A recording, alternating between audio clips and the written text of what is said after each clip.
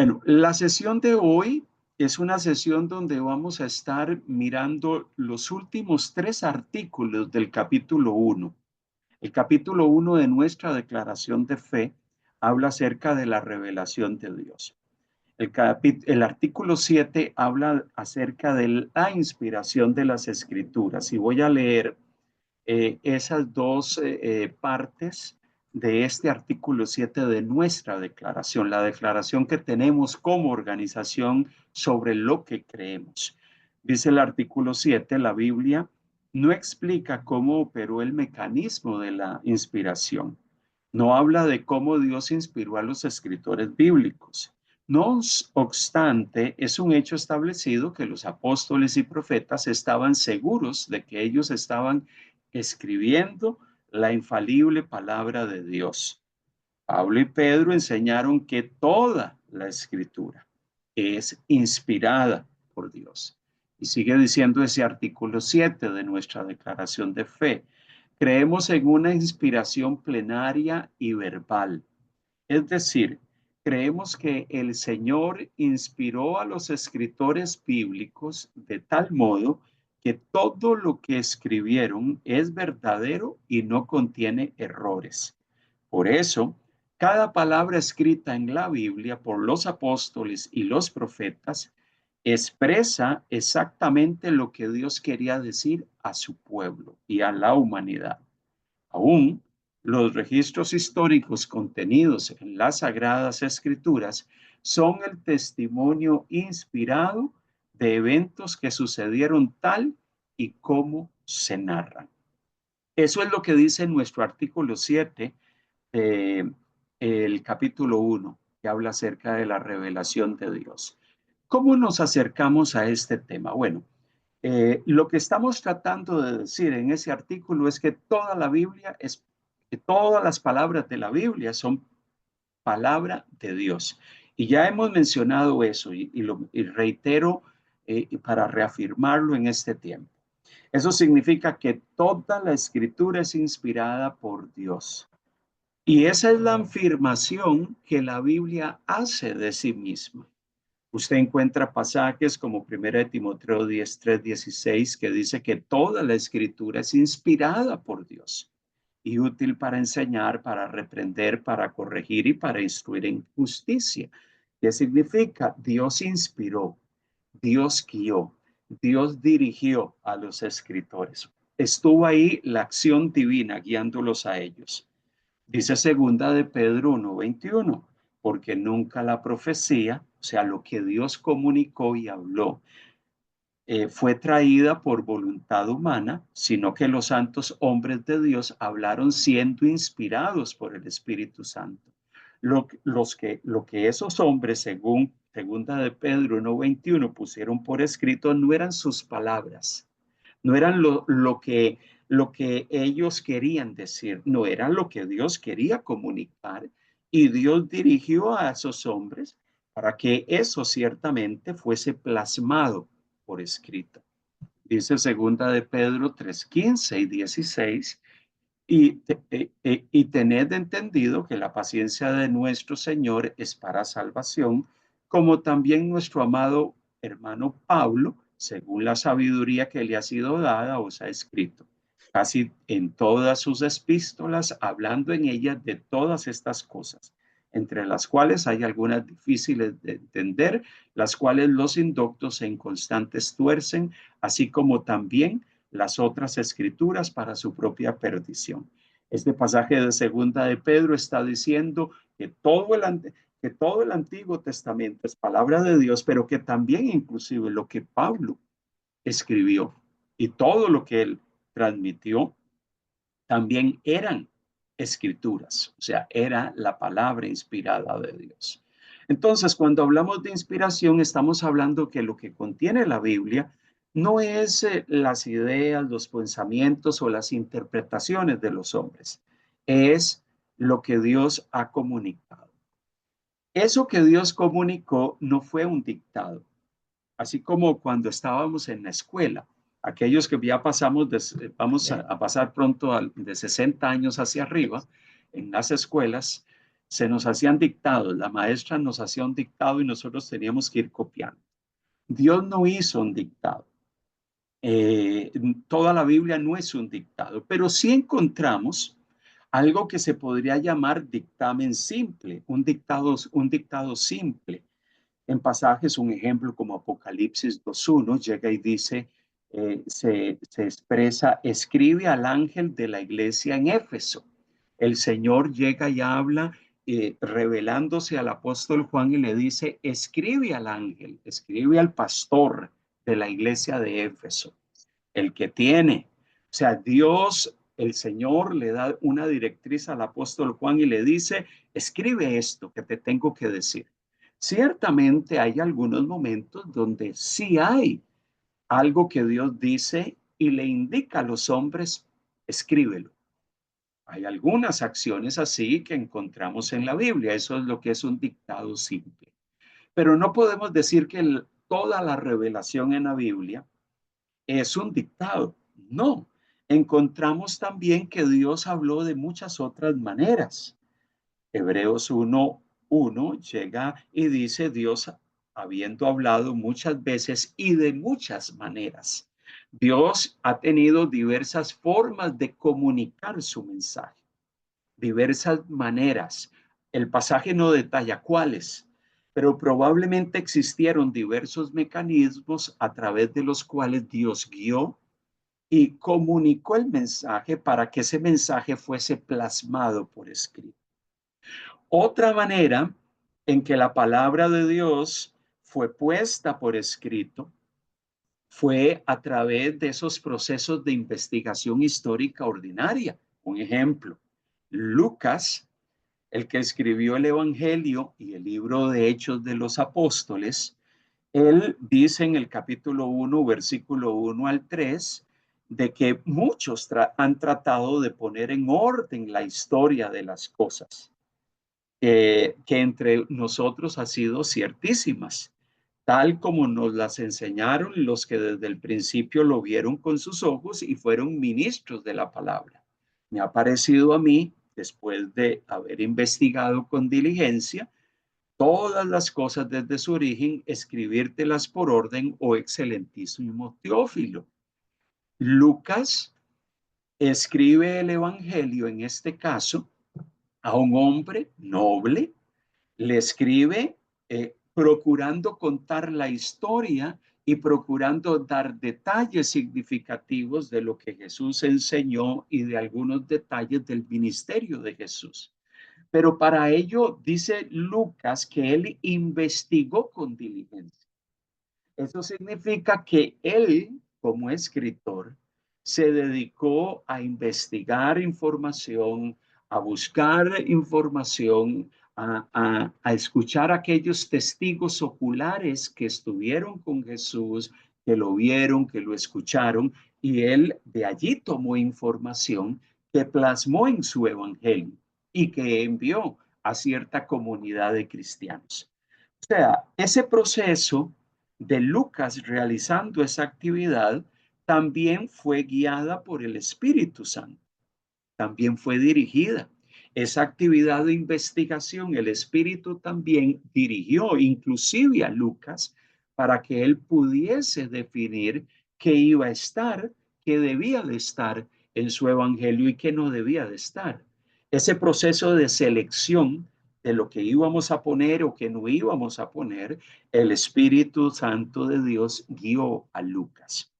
Otras maneras en que esas palabras de Dios que están plasmadas en la Biblia fueron puestas allí, eh, la Biblia nos habla de que Dios habló a través de sueños, a través de visiones, o que algunos de esos personajes escucharon la voz directamente de Dios que les dirigió en cuanto a lo que ellos tenían que comunicar y que en su momento se puso por escrito.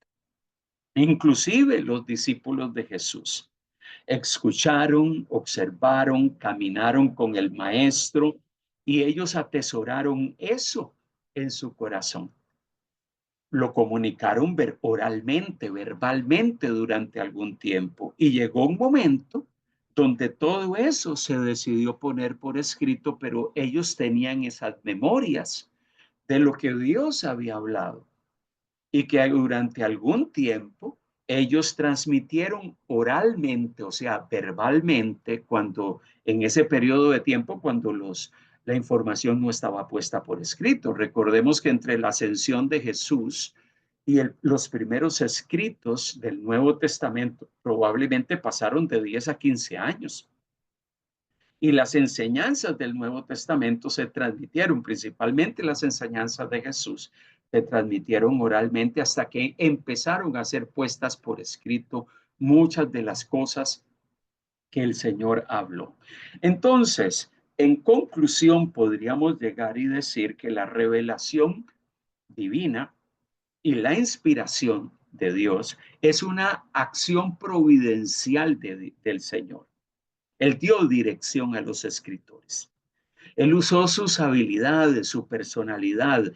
La inspiración no significa de que Dios quitó la capacidad de pensar de los escritores, que Él se impuso por encima de la personalidad del ser humano que escribió. No, Él usó eso. Los autores bíblicos plasmaron sus palabras, su estilo, y lo registraron, y en ese proceso estuvo presente el Espíritu de Dios, guiando, dirigiendo. Eso es inspiración. Eso es la inspiración. El Señor asegurándose de que esos escritores fuesen guiados por el Espíritu de Dios. Mencionamos en nuestra declaración de fe que creemos que la inspiración bíblica es plenaria y verbal. ¿A qué nos referimos cuando decimos que la inspiración es plenaria y verbal? Bueno, eso significa que cada palabra que se encuentra en la Biblia nos es dada por Dios. O sea, es lo que Dios habló. Eso es lo que significa verbal. Dios se comunicó, Dios habló, y eso que Él habló se puso por escrito. Por eso hablamos de que la Biblia es inspirada verbalmente. Se puso allí lo que Dios transmitió. Y que todo en la Biblia es autoritativo, tiene autoridad, es nuestra norma de fe. Por eso decimos que es plenaria. La inspiración es plenaria porque todo lo que Dios comunicó nos da pautas sobre cómo debemos de vivir, y que cada palabra es dirigida también divinamente. Dios dirigió a los autores y a los escritores para que se pusiese allí lo que el Espíritu de Dios quería que estuviese y que nosotros necesitábamos. Eso es lo que significa inspiración. Mire, y hay algo importante, creo que el pastor Jorge lo mencionó la última vez que nos vimos. Todos estos conceptos aplican ciertamente a los manuscritos originales, a esos manuscritos originales que se escribieron por parte de aquellas personas que se sentaron a plasmar esos documentos que se pusieron en un pergamino, en un papiro o en algún tipo de espacio en la época antigua que se usaba en aquella época. Dios inspiró ese proceso. Pero eh, por eso esos documentos obviamente tienen el carácter de inspirados divinamente. Pero hay una realidad que no podemos pasar por alto. Hoy nosotros contamos con copias de esos documentos originales.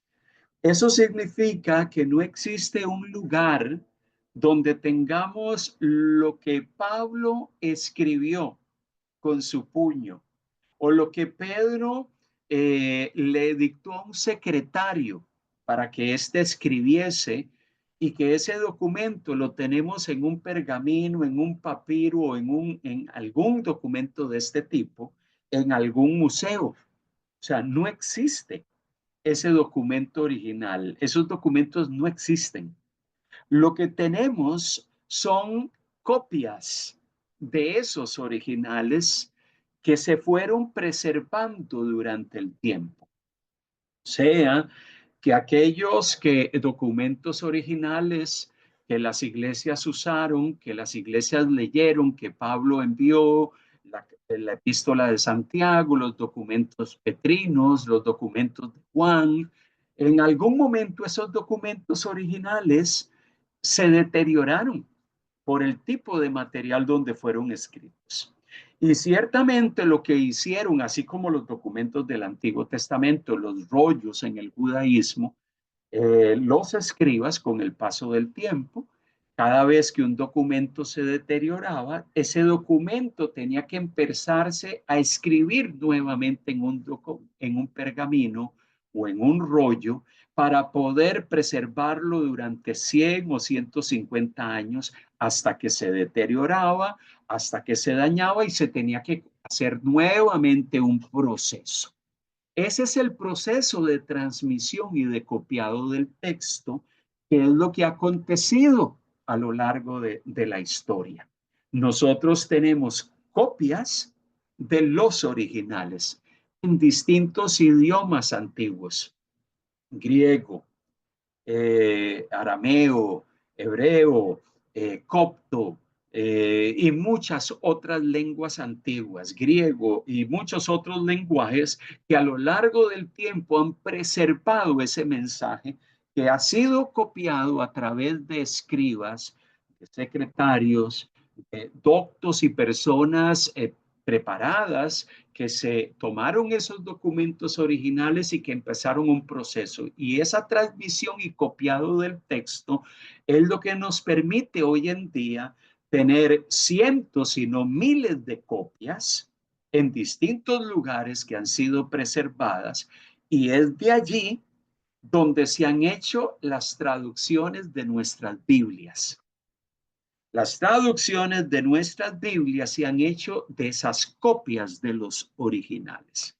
Entonces, tenemos que decir que los documentos plenamente inspirados, plenariamente, que fueron, ¿cómo se llama? Son autoritativos, que fueron inspirados, guiados, que fueron copiados originalmente, fueron los que se dictaron a esas personas, a esos escritores inspirados. Nosotros, lo que se ha hecho a lo largo de la historia es que hemos preservado esos documentos dentro de las comunidades judías y dentro de las comunidades cristianas. Entonces, eso es importante para lo que vamos a estar viendo ahora, más adelante, acerca de este tema.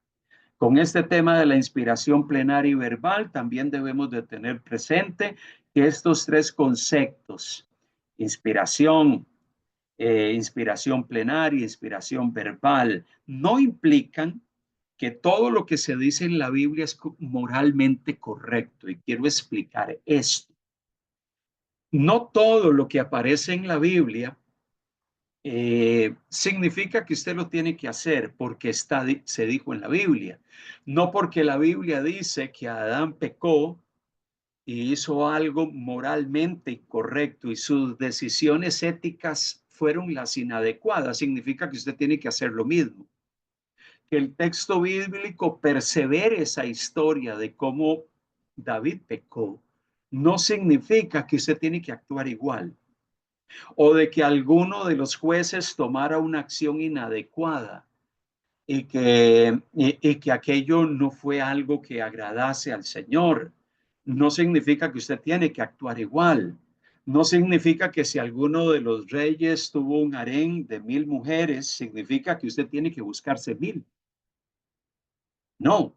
El hecho de que algunos reyes tomaran algunas acciones y decisiones éticas que no eran las correctas no significa que ellos hicieron lo que era moralmente correcto.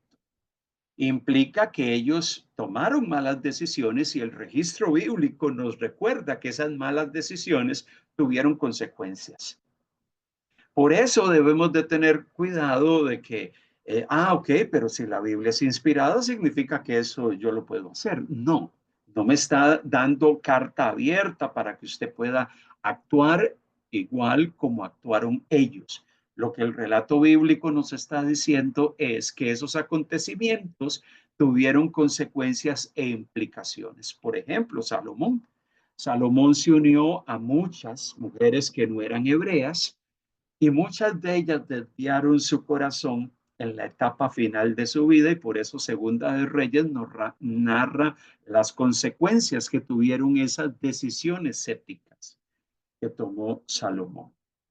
Esto en cuanto al tema de inspiración. Qué impactante esto y qué importante.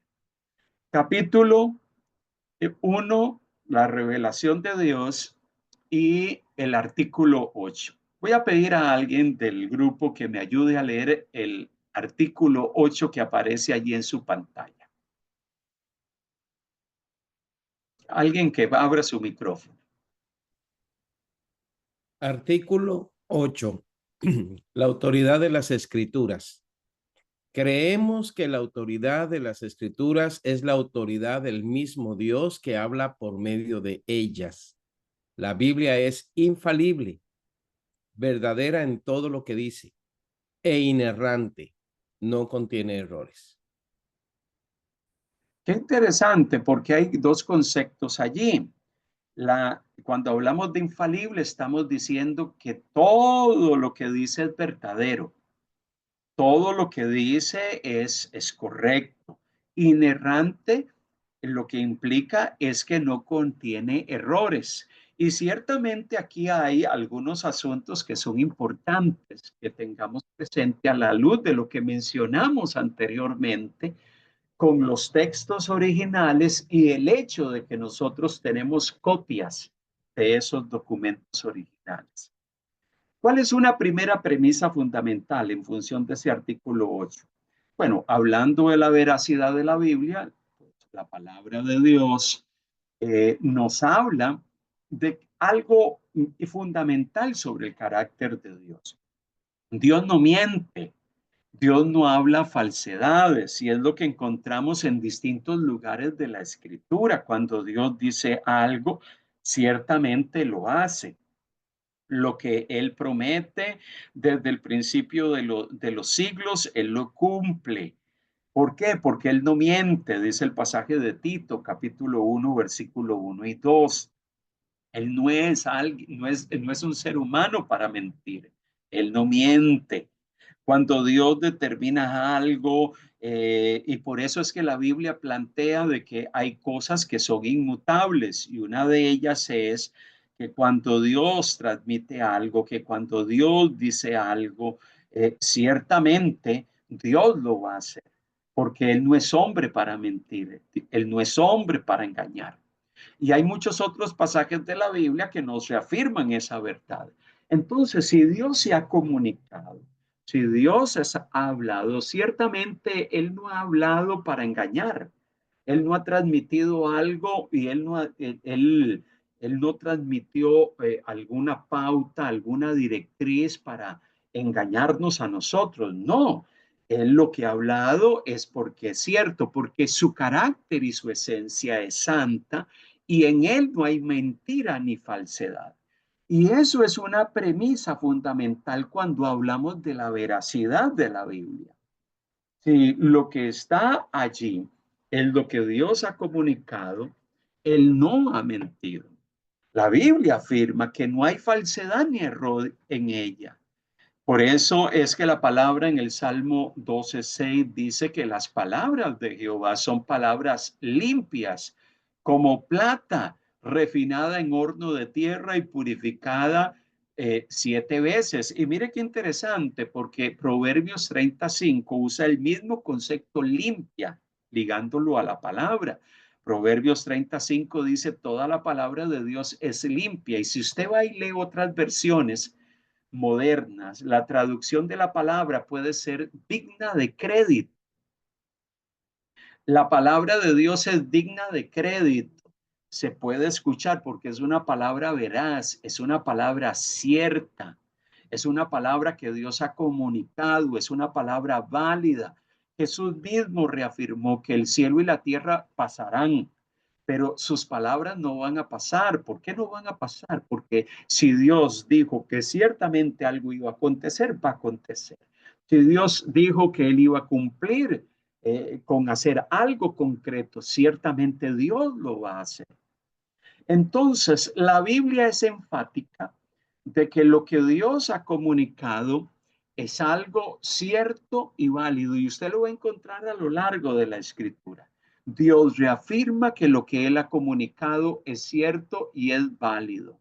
Mire, la palabra de Dios no es simplemente verdadera, porque podríamos decir, no, las palabras de la Biblia son verdaderas. No, sino debemos de ampliar ese concepto y tener claro que la palabra de Dios no es simplemente verdadera, sino es verdad en sí misma. Es verdad en sí misma. Y es nuestra norma suprema porque esa palabra tiene la capacidad de santificarnos. Esa palabra tiene la capacidad de operar en nosotros transformación, cambio. Por eso Jesús en su oración de Juan 17 decía, orando por los discípulos, santifícalos en tu verdad, tu palabra es verdad. Y ser santificados en la verdad es que la palabra de Dios tiene la capacidad en sí misma de tener un impacto profundo en nosotros. Por eso esa palabra es nuestra norma suprema. Por eso para nosotros la palabra de Dios no son palabras dichas por hombres sobre lo que ellos entendían o interpretaban de Dios. No, es que esa palabra en sí misma tiene la capacidad de transformar. Por eso Hebreos 4:12 dice que ella es viva y eficaz. Tiene la capacidad de transformar y de cambiar. Mire, este es el concepto de veracidad absoluta de la Biblia. Y creemos en una veracidad absoluta de la Biblia en contraposición al concepto que se da en nuestra sociedad, que es el pluralismo o el relativismo, donde la mayoría de la gente o mucha gente dice, yo tengo mi propia verdad.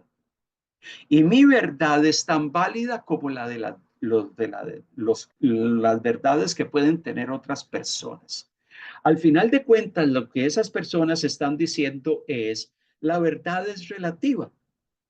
La verdad es relativa. Si yo pienso algo y lo interpreto de esta forma y tú lo interpretas de otra, bueno, eso es verdad para ti y esto es verdad para mí. Para nosotros los cristianos, la verdad de Dios es una verdad absoluta. Y es una verdad que nos rige a todos. Y eso debe estar claro. En la Biblia no encontramos verdades grises. Hay verdades que son absolutas, claras y contundentes, donde Dios dice, esto es correcto, esto es incorrecto. Esto me agrada, esto no me agrada. Por eso la palabra de Dios, las palabras de Dios son guía, nos dirigen, nos orientan y son una norma para usted y para mí. Entonces, aquí es donde entramos en algunos detalles significativos en los cuales quiero abordarlos.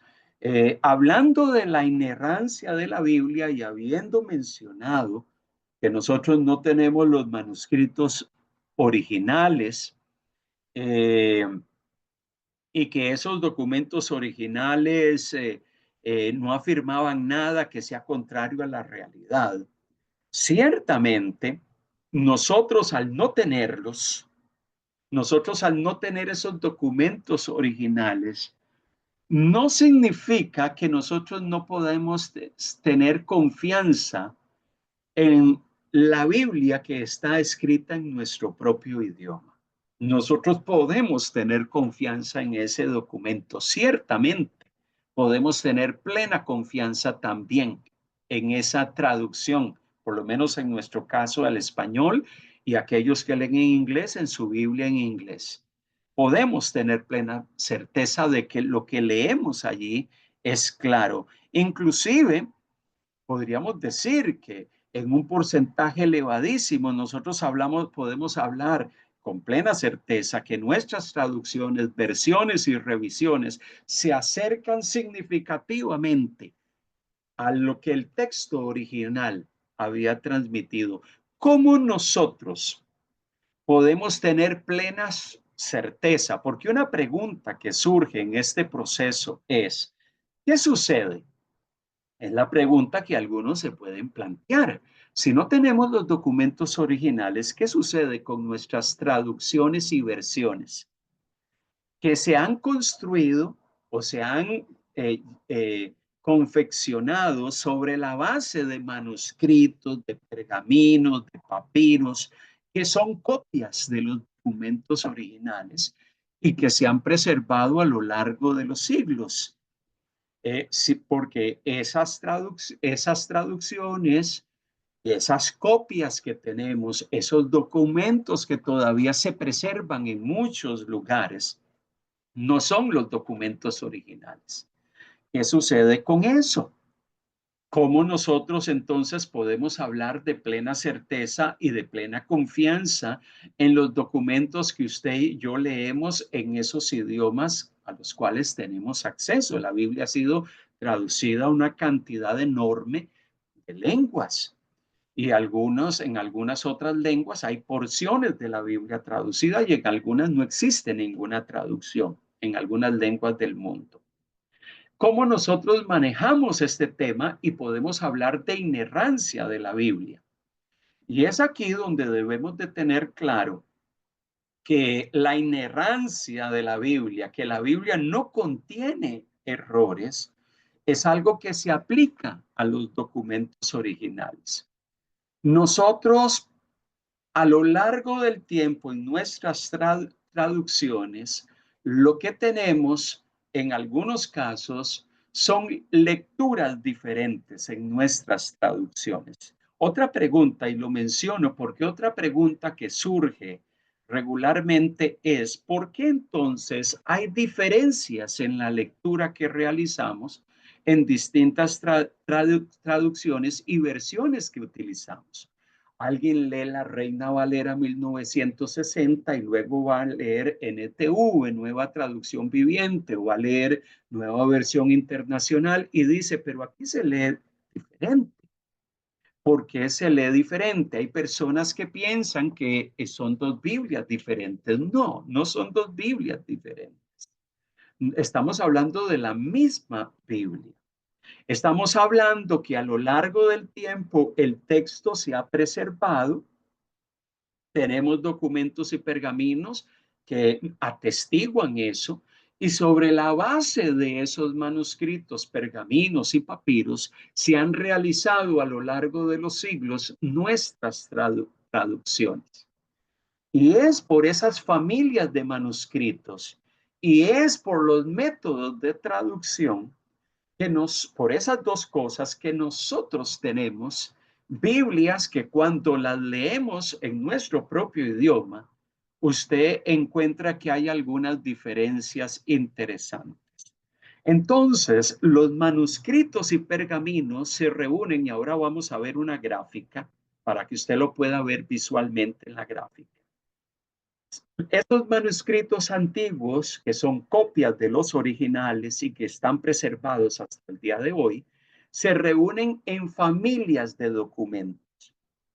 Y esos documentos son los que los estudiosos que conocen esos idiomas van y los analizan y los estudian. Y eso es lo que se llama la crítica textual o la baja crítica. Comparan los distintos manuscritos de un libro de la Biblia, comparan la lectura en esos varios manuscritos y empiezan a hacer un análisis de cuál es la lectura más adecuada para ciertas secciones en la Biblia. Y ese acercamiento obviamente requiere que usted maneje los idiomas originales, maneje muchos otros idiomas en que se ha traducido la Biblia, inclusive griego, latín, copto y muchas otras lenguas antiguas. Esas familias y esos estudiosos que se acercan a estudiar esas familias de manuscritos, eso es lo que hace que algunas traducciones sean diferentes. ¿Por qué? Porque algunos traductores prefieren cierta familia de manuscritos para traducir la Biblia. Y hay otros que prefieren otra familia de manuscritos. Le pongo un ejemplo de eso. Hay dos tradiciones principales en el tema de la traducción de la Biblia y el uso de los pergaminos y las copias que han sido preservadas hasta nuestros días. Hay algunos que usan una familia de manuscritos que se llama la familia de manuscritos bizantina. Y de esa familia de manuscritos es de donde se ha traducido lo que se llama el texto mayoritario o el texto recibido. Fue de esa familia de manuscritos que Casiodoro de Reina en 1569 tradujo la Biblia de los. Y luego esa Biblia recibió una revisión por parte de Cipriano de Varela en 1602. Y después de eso ha habido varias revisiones, la de 1960, la de 1995. Ellos usaron una serie de manuscritos de la familia bizantina y de ahí se ha traducido y se han hecho sobre la base de esos documentos la traducción al español de la Reina Valera, que nosotros utilizamos mucho en América Latina. Pero también hay otra familia de manuscritos, que es la familia de manuscritos alejandrinos sobre la cual se traduce lo que se llama el texto crítico. Y muchas traducciones de la Biblia a varios idiomas se traducen sobre la base de esa familia de pergaminos que, que se usan para el texto crítico. Entonces, muchas de las versiones modernas, como NBI, la Biblia de las Américas, la nueva versión internacional, la nueva traducción viviente, utilizan principalmente el texto alejandrino y la familia de manuscritos del texto alejandrino, los que están vinculados. Entonces, lo que han hecho los traductores es que dicen, esta familia de textos es mejor o esta otra es mejor. Algunos prefieren ciertas familias de manuscritos y de pergaminos para la traducción y otros otra. Por eso es que cuando leemos ciertas versiones en castellano, algunas se basan en una familia de manuscritos y otros en otra. Y cada una de esas familias tienen cientos o miles de manuscritos de los distintos libros de la Biblia. Ellos las comparan y empiezan sobre la base de todos esos documentos a trabajar en nuestras traducciones a los distintos idiomas. Por eso es que cuando hablamos de este tema, entonces, ciertamente hay dos familias principales dentro de la filosofía de la traducción y relacionada con los manuscritos, la familia bizantina y la familia alejandrina.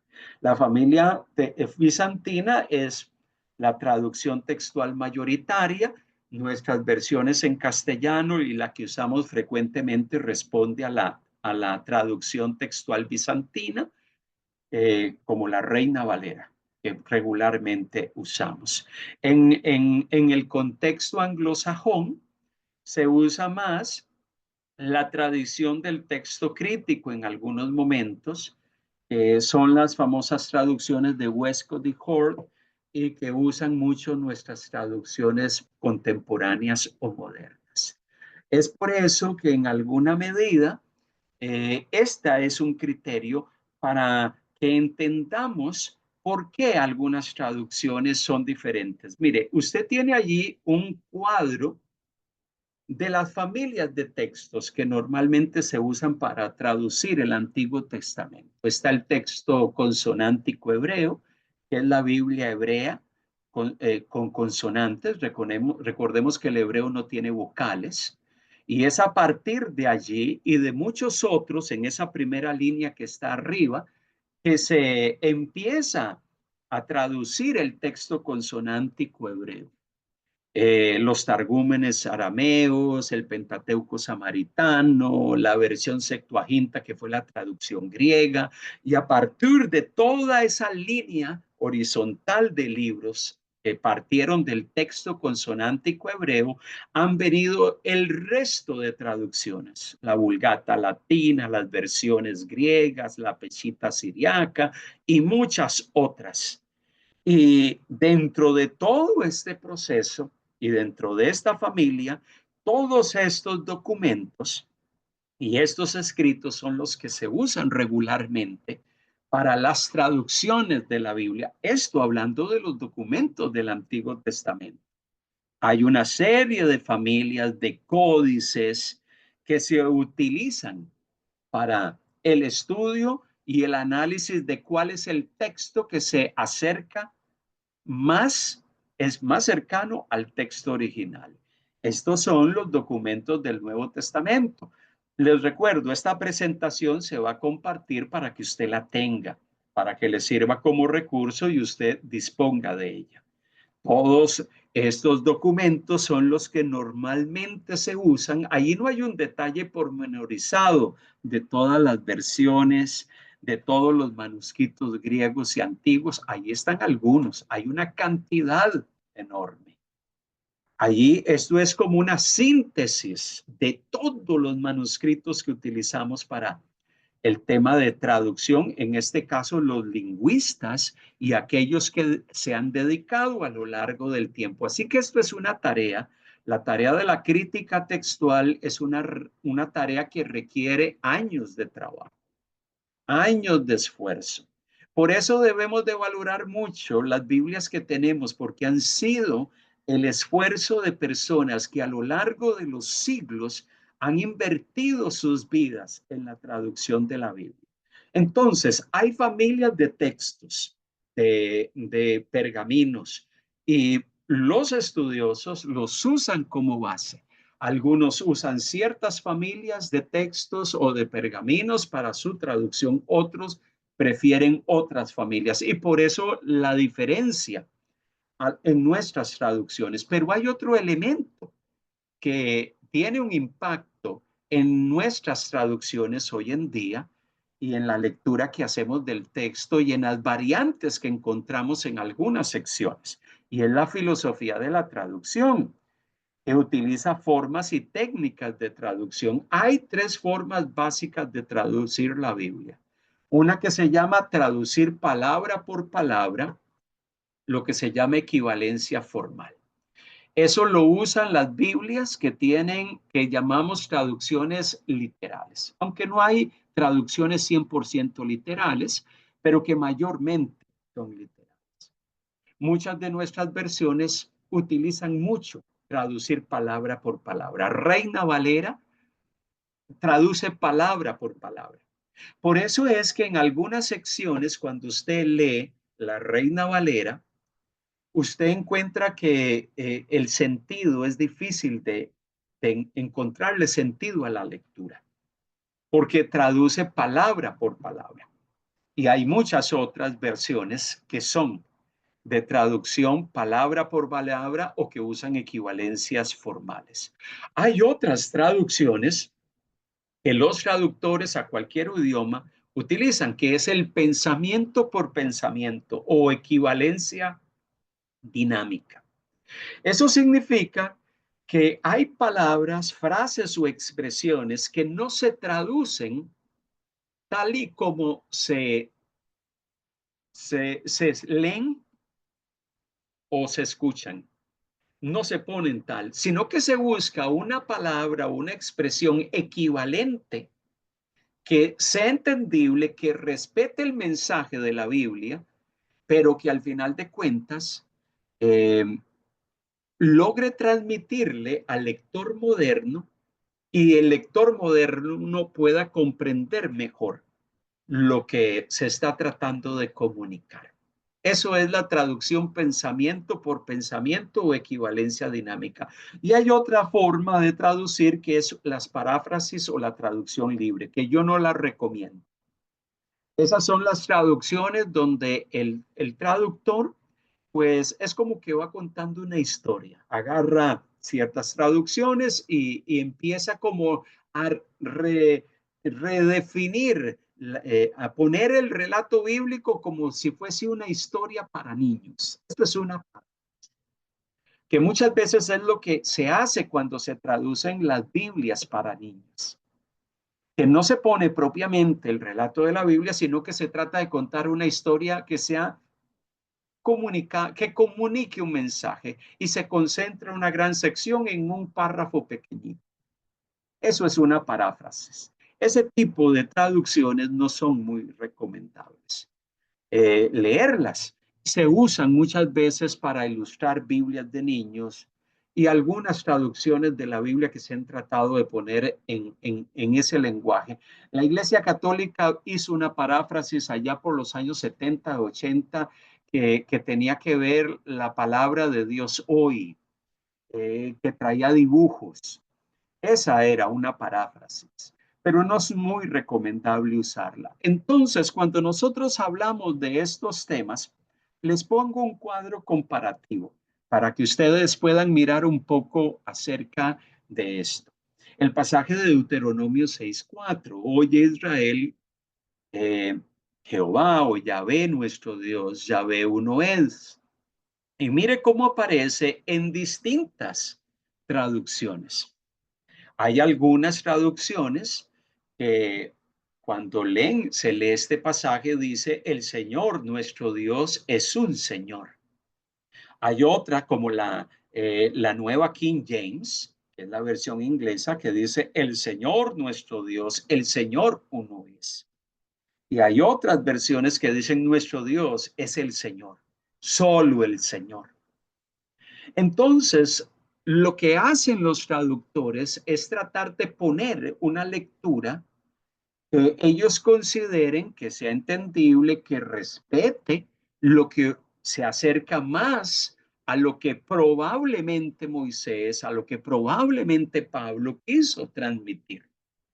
Esa es la tarea de la traducción de los lingüistas en ese proceso. Es por eso que en castellano, si usted traduce y usted pone una coma, usted pone antes o lo pone después, usted le va a dar un sentido distinto. En nuestra gramática española, si usted pone una coma, usted pone un punto, usted puede estarle dando un sentido distinto a lo que está queriendo comunicar en un párrafo, en una oración. Es por eso que los traductores al español tratan de buscar la forma más coherente de transmitir el mensaje que se ajuste a lo que originalmente Pablo quiso decir, a lo que Pedro quiso transmitir, a lo que Esdras quiso comunicar y que respete eso, pero que también comunique adecuadamente. Esa es la tarea de la traducción. Entonces, los traductores usan una familia particular. Un ejemplo, los que utilizan la familia el texto crítico, los pergaminos que usa el texto crítico, normalmente en el Antiguo Testamento no van a usar la palabra Jehová. Ellos van a usar las consonantes del nombre de Dios. Y usted ve allí, el texto crítico no usa Jehová. Las traducciones, los pergaminos, los que usan el texto recibido como Reina Valera, ellos sí van a traducir Jehová o algunos Yahvé en sus Biblias. ¿Por qué? Porque ellos preservan una tradición de que en el texto, aunque sabemos que Jehová es una incorporación de los traductores del siglo XII o XIII de nuestra era, es tratar de ponerle al nombre consonantal hebreo, ponerle vocales para poder pronunciar. Y por eso es que se incorporó en algunas de nuestras traducciones a partir del siglo XIII. Pero cuando usted ve que aparecen las letras consonantes en una Biblia, no llegue a decir que es otra Biblia, no, es la misma Biblia. solamente que estamos usando una familia de pergaminos particular que a lo largo del tiempo ha preferido utilizar el nombre de Dios como originalmente estaba expresado en el texto hebreo. Y nuestras versiones como Reina Valera han procurado preservar el nombre de Dios en el Antiguo Testamento, particularmente cómo se pronuncia, o cómo ellos piensan que se debe de pronunciar, aunque no tenemos plena certeza de cómo se pronuncia. Así que en medio de todo esto, esto es parte importante. Mire el pasaje del Salmo 119, 105. Ciertamente encontramos, si usted lo lee, tal y como si lo tratamos de traducir de una forma tal y como se escribió en hebreo, dice, una lámpara a mis pies, tu palabra y luz a mi camino. Cuando usted lee eso, traducido del hebreo al español, usted llega y dice, no le encuentro sentido.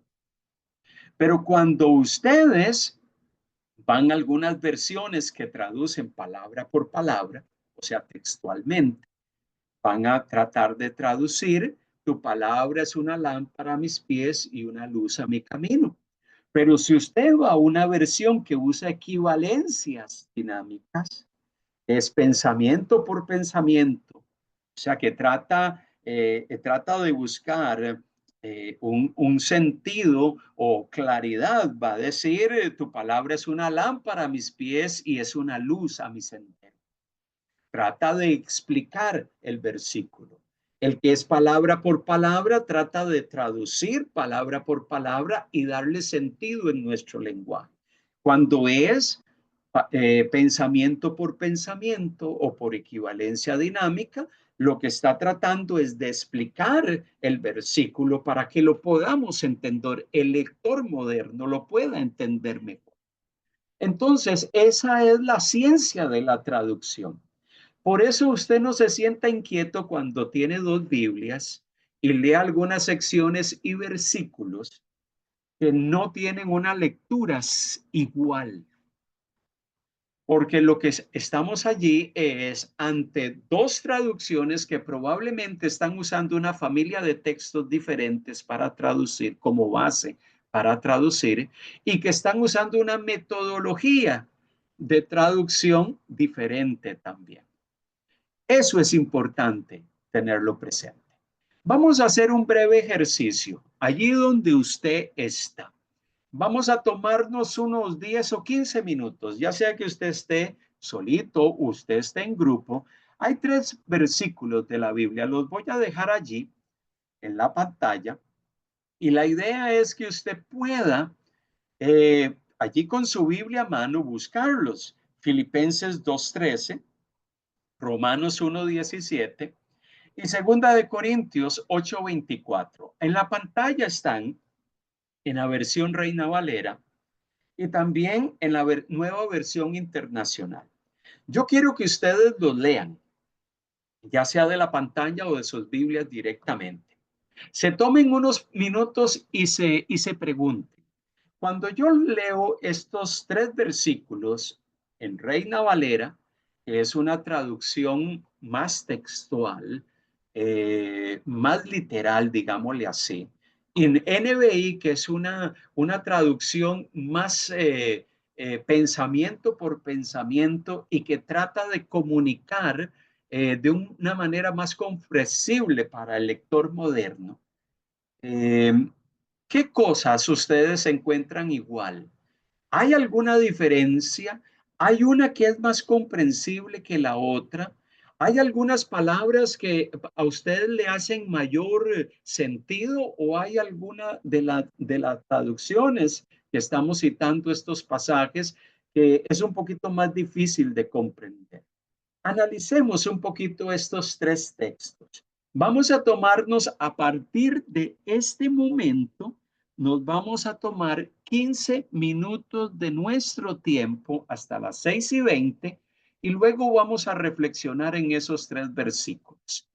Tómese, abra su Biblia Tome una libreta de notas, si está grupalmente, comente, ponga sus comentarios, cuál versión usted la entiende mejor, cuál otra no, cuál otra es más fácil de entender, qué le llama la atención de las comparaciones que estamos haciendo con estos tres versículos bíblicos. Podemos usar inclusive el chat. Si hay algo que le llamó la atención, podemos usar el chat del grupo para que podamos poner allí algún planteamiento que usted haya observado a la hora de leer esos versículos.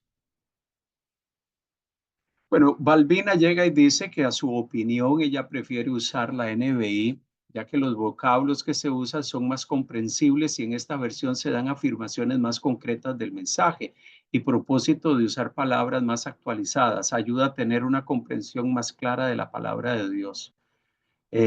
Bueno, ciertamente es que esa es la intención, hermana Balbina y hermanos, con relación al tema de las traducciones modernas, que por lo general las traducciones modernas siguen la línea de la familia de manuscritos del texto crítico.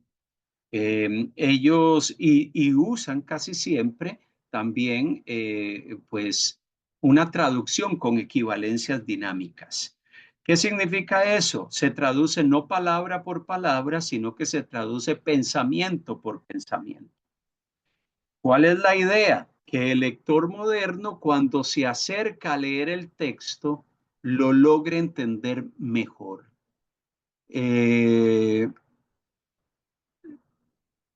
Dice Ignacio, el pastor Ignacio, dice, yo estoy aquí con una versión que se llama Recobro. Pienso que también trabaja pensamiento por pensamiento, ciertamente. Sí, hay muchas versiones que son versiones, principalmente versiones modernas, que utilizan las equivalencias dinámicas. Y es por eso que necesitamos tener claro y presente que no estamos hablando de Biblias diferentes. Tenemos que extirpar esa idea de que no, es que esta es otra Biblia, no es la Biblia correcta, no.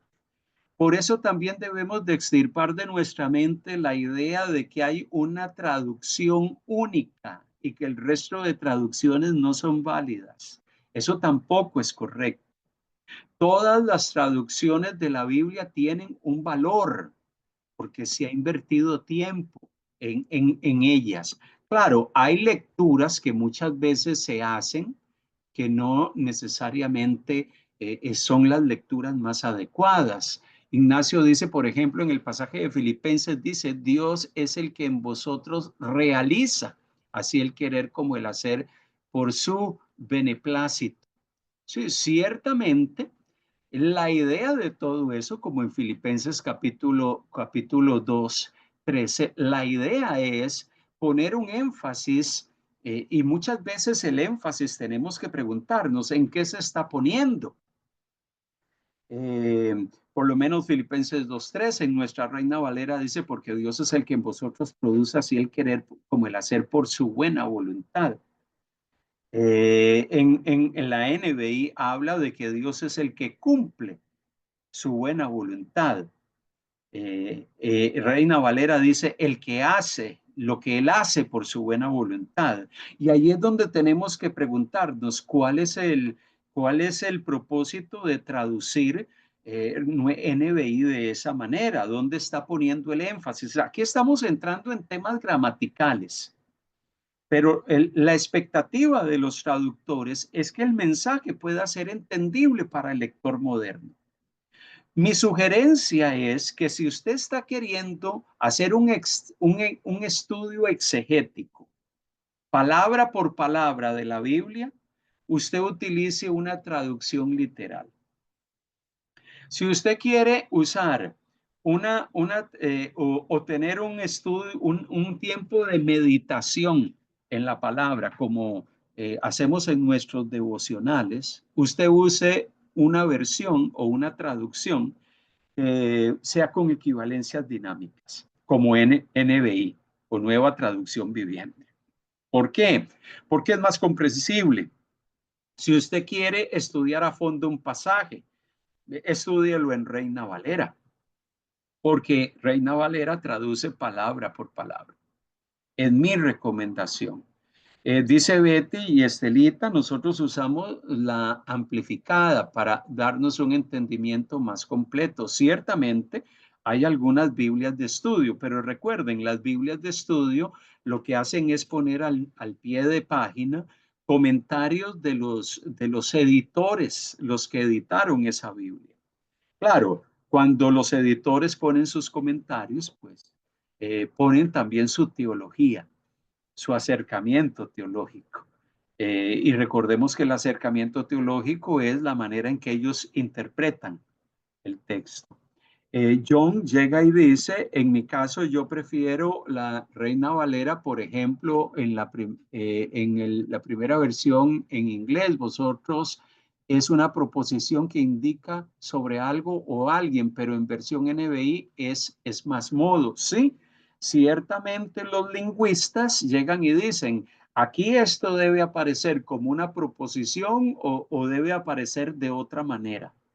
¿De qué manera debe aparecer el verbo? ¿Debe de aparecer en pasado, en presente o en futuro? ¿Cuál debe de ser la lectura que debe de tener el pasaje? Entonces, por eso las traducciones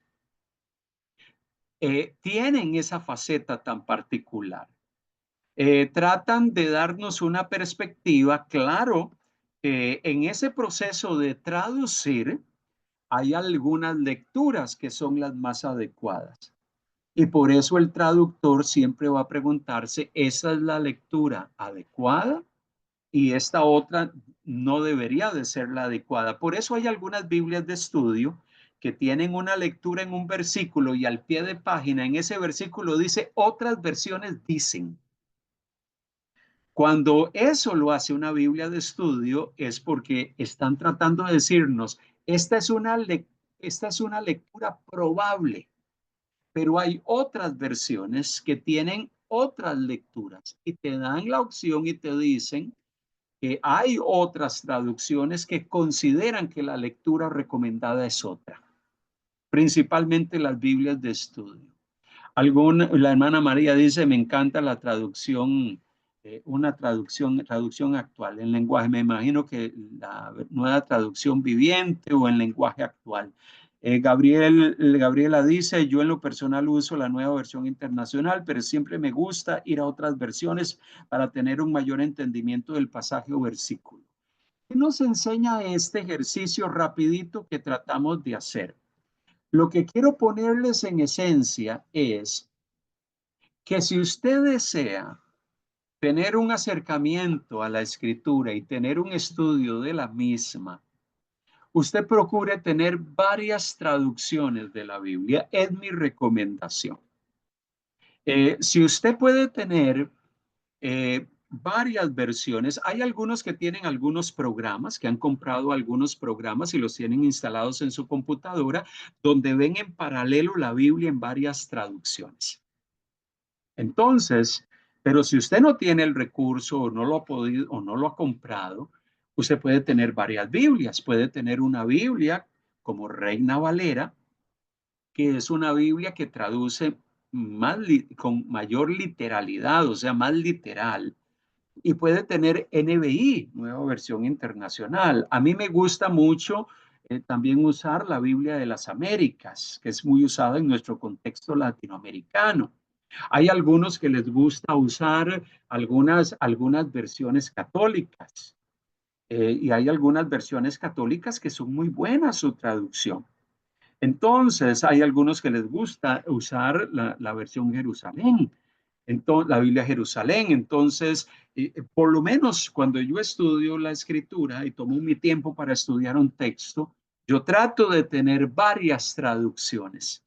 Y trato de leer el pasaje primero en algunas traducciones más literales y después las leo en algunas traducciones que usan equivalencias dinámicas, más fácil de leer para el lector moderno y las empiezo a comparar y empiezo a preguntarme ¿dónde se lee diferente? ¿Por qué se lee diferente?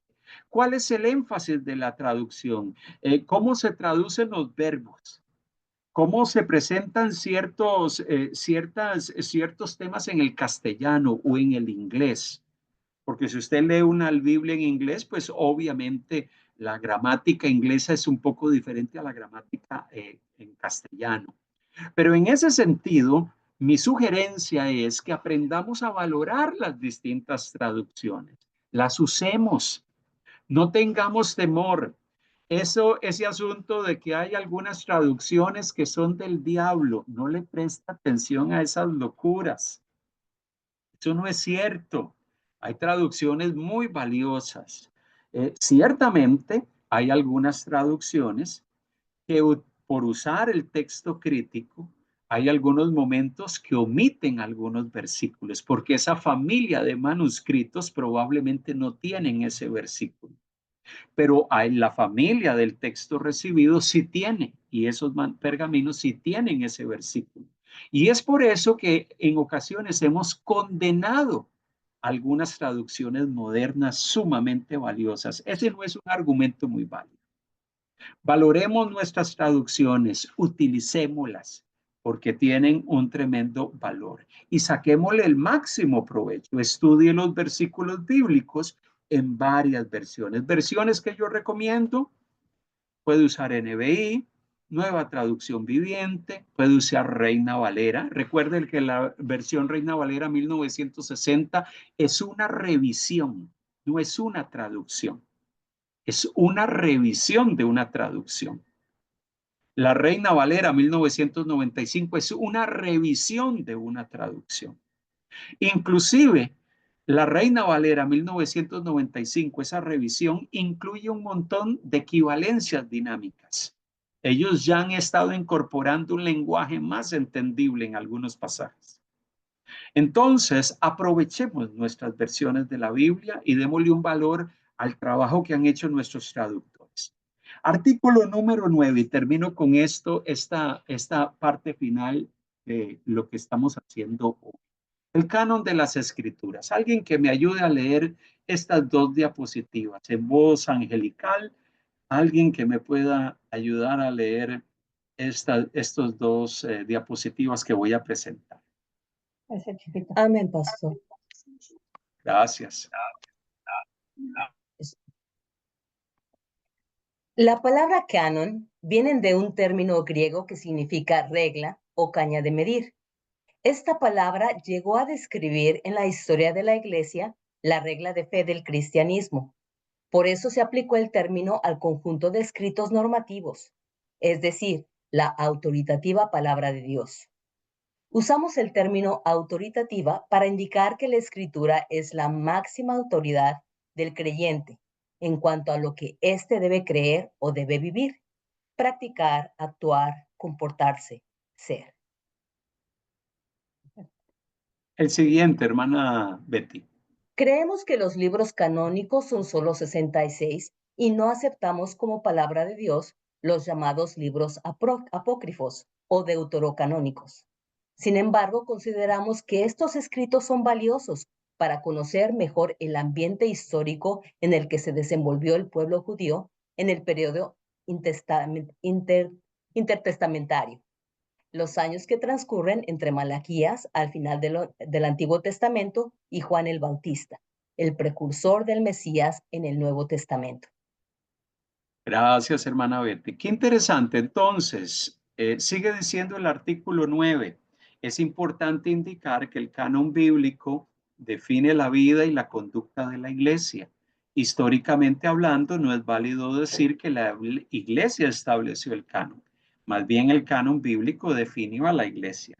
Esto quiere decir que la iglesia solo reconoció oficialmente lo que desde el principio de su historia creyó, que los escritos sagrados de los judíos, o sea, el Antiguo Testamento y los escritos de los apóstoles eran la palabra viva y autoritativa de Dios. Decir lo contrario significa aceptar que la iglesia tiene autoridad sobre el canon, y esto implicaría que las autoridades eclesiásticas podrían agregar o quitar los libros de la Biblia libremente. Ciertamente esto es importante. Cuando hablamos de canon, hablamos de 66 libros. ¿Cuáles son los criterios que nosotros usamos para reconocer la autoridad de esos 66 libros. Primeramente, esos libros tienen una cualidad divina. Dentro de ellos encontramos las cualidades y se declara el carácter de Dios. Nada de lo que está expresado allí contradice el carácter de Dios, la santidad de Dios, los atributos de Dios, el mensaje de Dios. Es un mensaje coherente, es un mensaje consistente. Todos aquellos documentos que presentan o plantean un lenguaje en cuanto a Dios que distorsiona lo que está en esos 66 libros, nosotros decimos, eso no puede estar en el canon.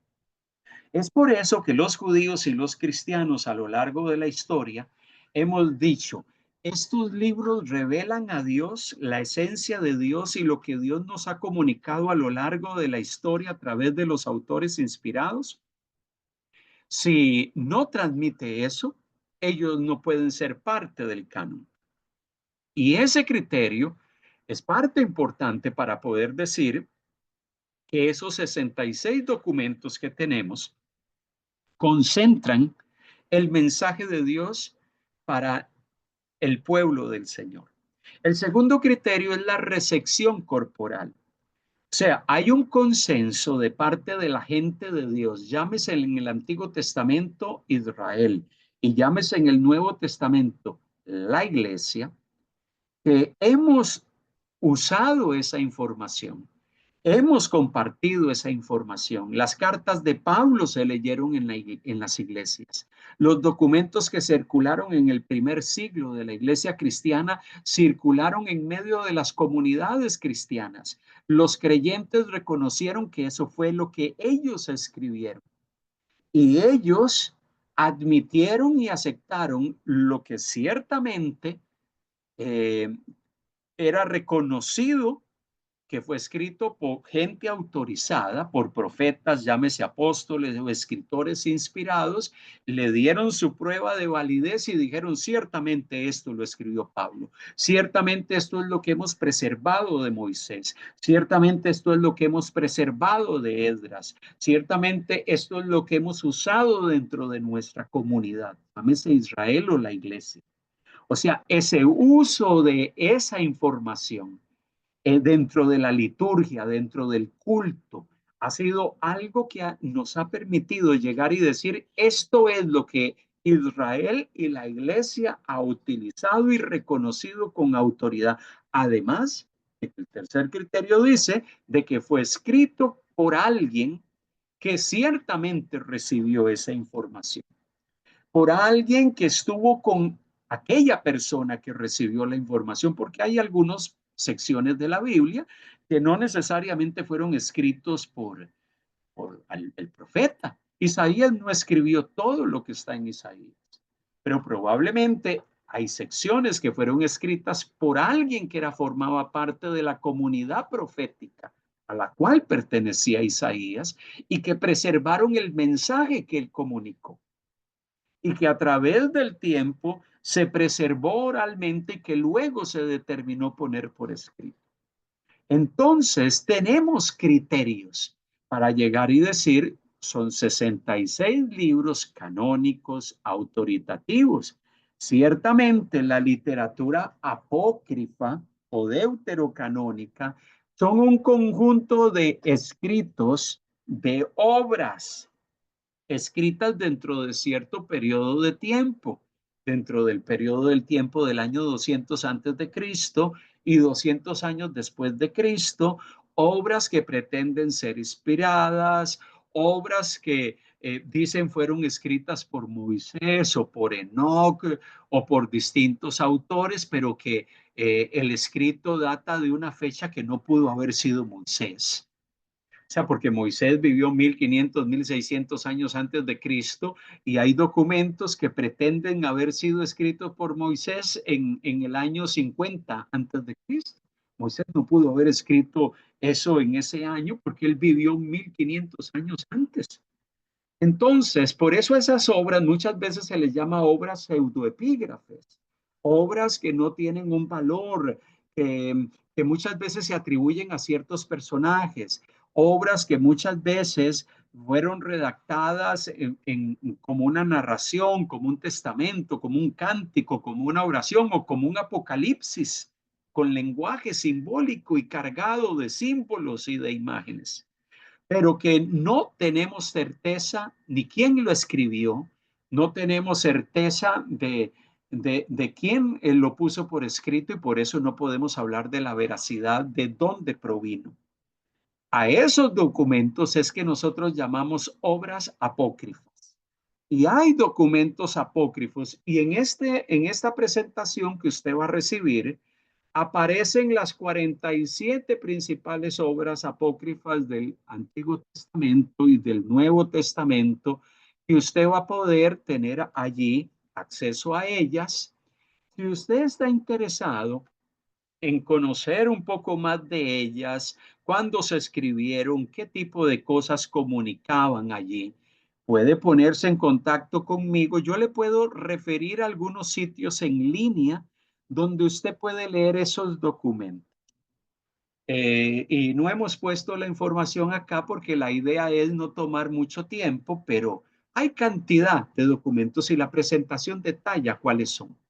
Y hay sitios que se especializan en tener acceso a esos documentos. Lastimosamente, algunos de esos sitios están exclusivamente en inglés y no en español, pero están accesibles. Y hoy, bueno, no hay problemas de esto de idioma que no se pueda solucionar. Google nos puede ayudar a traducir algunos de esos documentos. Así que usted puede tener por lo menos una traducción al español que se acerque a nuestra lengua, ¿cómo se llama? Nativa. Entonces, cuando hablamos de documentos apócrifos o deuterocanónicos, estamos hablando de esos documentos que la erudición católica ha considerado como documentos que son válidos. Ellos dividen esos documentos en dos. Ellos dicen que algunas de estas obras de las cuales hemos hablado son apócrifas, ciertamente. O sea, son documentos que son falsos, espurios. Pero hay otros que ellos consideran deuterocanónicos. Y deuterocanónico significa segundo canon. Lo que están diciendo nuestros amigos católicos es que el primer canon son los 39 libros del Antiguo Testamento, principalmente, y que además de esos 39 libros hay que añadirles un segundo grupo de libros que ellos consideran con inspiración. Y por eso le denominan deuterocanónicos. Por eso usted va a una librería y usted encuentra una Biblia que dice la Biblia con los deuterocanónicos. O sea, es una Biblia católica que incluye los 39 libros del Antiguo Testamento que usted y yo reconocemos como autoritativos, e incluye una serie de documentos adicionales que el catolicismo considera como un segundo canon. Esto nosotros debemos de entender que esos libros no transmiten doctrina. Esos libros no transmiten la verdad eterna de Dios. ¿Por qué? Porque el judaísmo no los aceptó. El catolicismo los incluye en el Antiguo Testamento, ciertas adiciones a ciertos libros, además de algunos libros adicionales. Nosotros no consideramos que esos libros sean libros que tienen autoridad canónica. No reconocemos que esos libros transmitan un mensaje coherente, que sigan los lineamientos de los 39 libros inspirados, y por eso no los consideramos dentro del canon. Y que más bien nos desvían de ciertos asuntos importantes que encontramos en el resto de la revelación divina. Por eso no los incluimos. Reconocemos que estos documentos contienen información histórica que ciertamente nos es de valor para entender lo que sucedió en esa época, pero no tiene autoridad normativa para nosotros. Así que ciertamente esos documentos existen, hay acceso a ellos, muchas veces han sido traducidos al alemán, al francés, al inglés, en algunas ocasiones al español, pero nosotros no consideramos la autoridad de esos libros. Por eso, si usted está interesado en poder obtener más información, yo le sugiero estos libros que les pueden ser útiles y están en la presentación. Así que cuando usted la reciba y usted quisiera leer un poco desde una perspectiva cristiana evangélica acerca de ellos, bueno, hay alguno de ellos que no es un evangélico, él es un evangélico más de corte liberal, Antonio Piñero, pero él tiene un trabajo muy exhaustivo y valioso. Los dos libros de Antonio Piñero, todos los evangelios y los apocalipsis, es un recurso muy valioso, está en inglés y en español. El libro Apócrifos del Antiguo Testamento de Díaz Macho y los evangelios gnósticos de César Vidal son documentos en español y documentos en inglés que inclusive se pueden descargar digitalmente en algunos sitios, porque hay acceso público a ellos también. Pero si usted lo quiere impreso, todavía se consiguen en algunas librerías, que le pueden ampliar un poco la perspectiva de esto, si le interesa profundizar en el tema. Yo le sugiero que si usted va a leer de ellos o estudiar de ellos, lo haga junto con el pastor, que si usted va a estar reflexionando en esos contenidos y usted está meditando en ellos, que dicen, que contienen, se acerque al pastor y le diga, pastor, mire que he estado leyendo un poco de eso, qué interesante lo que habla. Y que algún hermano en la iglesia, ya sea el pastor o un líder maduro, le pueda a usted orientar también sobre detalles importantes de estos documentos o de este tipo de literatura. Al final de cuentas, reconocemos la autoridad de 66 libros. Esos libros contienen verdades fundamentales. Esos libros nos sirven como base para lo que creemos y para lo que practicamos. Así que uno de los desafíos interesantes que tenemos entonces es entender, y hago un resumen breve. ¿Por qué tenemos distintas lecturas en nuestras traducciones? Porque nuestras traducciones y las revisiones de nuestras traducciones, recordemos que se dan dentro del marco de dos realidades. La realidad de que existen familias de manuscritos y cada traducción utiliza ya sea una línea de manuscritos o de pergaminos para traducir, y hay otras que utilizan otros manuscritos. Segundo, las traducciones utilizan distintas metodologías. Hay algunas que traducen literal y hay otras que traducen con equivalencias dinámicas. O sea, buscan un lenguaje entendible para el lector moderno. Es en ese escenario y por esa razón que tenemos distintas traducciones, que leemos, comparamos dentro dos Biblias y decimos, pero ¿por qué se lee diferente? Hay lecturas recomendadas del texto, hay secciones que su lectura es mejor de una forma que de otra. Hay momentos que cuando nos acercamos a estudiar, y reitero, es mi sugerencia, necesitamos tener ambos tipos de traducciones. Yo les sugiero que podamos tener varias versiones para leer nuestra Biblia o estudiarla. Nuestra tarea va a estar ligada a eso. ¿Qué es lo que usted va a hacer? La tarea tiene 3 pasos, sea que usted lo haga individual o en grupo. Lo que vamos a estar haciendo es que el primer paso es que usted tiene 4 secciones de la Biblia. La primera es Eclesiastés, del capítulo 11, verso 9 al capítulo 12, versículo 14. Esa es una sección. La segunda es Primera de Corintios 8, del 1 al 13. La segunda es Segunda de Corintios 5, del 11 al 21. Y el último es Proverbios 8, del 1 al 36. Usted va a escoger una de esas secciones. Les va a escoger una.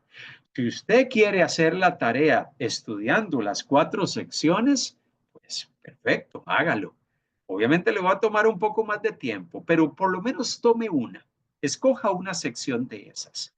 Trate de estudiar esa sección escogida usando la Reina Valera 1960 y sugiero la Nueva Versión Internacional. Aunque usted puede hacerlo, puede leer Reina Valera 1960 y puede leer Nueva Traducción Viviente, que también es una versión moderna.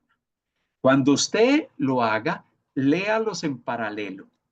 Haga una lectura de los primeros 3 versículos en una versión, lea en la siguiente en una versión, o lea un versículo en una versión y luego lea en otra versión. Luego haga una lectura completa de la sección en una versión y luego una lectura completa en otra lección, en otra versión o en otra traducción. Haga una lectura completa unas 2 o 3 veces. Después empiece a notar aquellas cosas, aquellas similitudes o aquellas diferencias que usted encuentra en la traducción. Puede ser que usted identifique algunos asuntos gramaticales, que aquí se está usando un verbo en presente, aquí se usa un verbo en pasado, aquí se usa un verbo en futuro. Entonces uno dice, ¿por qué una versión usa el verbo en futuro y otro en pasado? Uno empieza a preguntarse cuál es la lectura más adecuada. ¿Será que el autor está hablando hacia el futuro? Entonces leo todo el contexto, toda la sección y trato de entender si lo que estaba comunicando el autor bíblico tenía la intención de mover a la persona hacia el futuro o la estaba concentrando en el presente. Ok, los verbos tienen que estar mejor en presente que en futuro. Es allí donde usted empieza a darse cuenta que esta dinámica de la traducción ciertamente es una dinámica que requiere trabajo. Nosotros no somos lingüistas, pero sí podemos tratar de aprovechar los recursos que tenemos para tratar de hacer un estudio exhaustivo. Trate de identificar esos énfasis gramaticales, ya sea en su Biblia en inglés o en su Biblia en español. ¿Cuál traducción le permite un mejor entendimiento del mensaje? Yo lo que he hecho es que yo trato de anotar y poner por escrito una traducción de esa sección que estoy estudiando y la trato de poner en las palabras. Yo trato de poner las lecturas con las cuales yo me siento mejor. Si yo encuentro que el primer versículo yo lo comprendo mejor con la lectura de Reina Valera, una lectura literal, lo voy escribiendo en mi cuaderno de notas, pero encuentro que el segundo versículo hay algo de la traducción con equivalencias dinámicas, más comprensible para mí como lector moderno, y empiezo a poner la lectura que a mí más me llamó la atención y comprendo mejor. Cuando yo hago ese ejercicio, es interesante que a pesar de que no soy, tal vez yo no soy un lingüista, pero yo tengo ahí una lectura que me agrada del texto. Y llego y digo, esa lectura la comprendo, la entiendo, le encuentro sentido, el mensaje que está dando el autor bíblico está siendo comprensible para mí. Entonces, esta dinámica lo ayuda a uno en el proceso de estudio. Trate de anotar aquellas consideraciones que le llamaron la atención en esa sección. ¿En cuál versión? Yo prefiero leer esto en Reina Valera. Prefiero leer esto en Nueva Versión Internacional. ¿Y por qué? ¿Cuál es la razón de su preferencia? Empiece a anotar esos comentarios. Eso va a ser parte de nuestra tarea. La idea es que usted va a enviar las tareas y vamos a tratar de tener un pequeño espacio en la otra sesión del mes de mayo para hacer comentarios muy rápidos de nuestra experiencia al hacer este ejercicio. Y ciertamente yo estoy disponible a través de mi WhatsApp. Si usted desea escribirme o hacerme un comentario a través del audio o de un escribir por texto, yo le puedo responder también en función de la sección que usted va a estar estudiando.